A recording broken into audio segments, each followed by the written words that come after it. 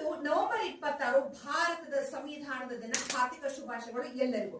ಸಂವಿಧಾನವನ್ನು ಅರ್ಥ ಮಾಡಿಕೊಳ್ಳಬೇಕೆಂದರೆ doctor BR Ambedkar ಅವರನ್ನು ಅರ್ಥ ಮಾಡಿಕೊಳ್ಳಬೇಕು. ಏಕೆಂದ್ರೆ ಸಂವಿಧಾನ ಮತ್ತು ಡಾಕ್ಟರ್ BR ಅಂಬೇಡ್ಕರ್ ಒಂದು ನಾಣ್ಯದ ಎರಡು ಮುಖಗಳು. ಭಗವದ್ಗೀತೆಯನ್ನು ಅರ್ಥ ಮಾಡಿಕೊಳ್ಳಬೇಕಂದ್ರೆ ನಾವು ಮಹಾಭಾರತದ ಚರಿತ್ರೆಯನ್ನು ತಿಳಿಯಬೇಕು.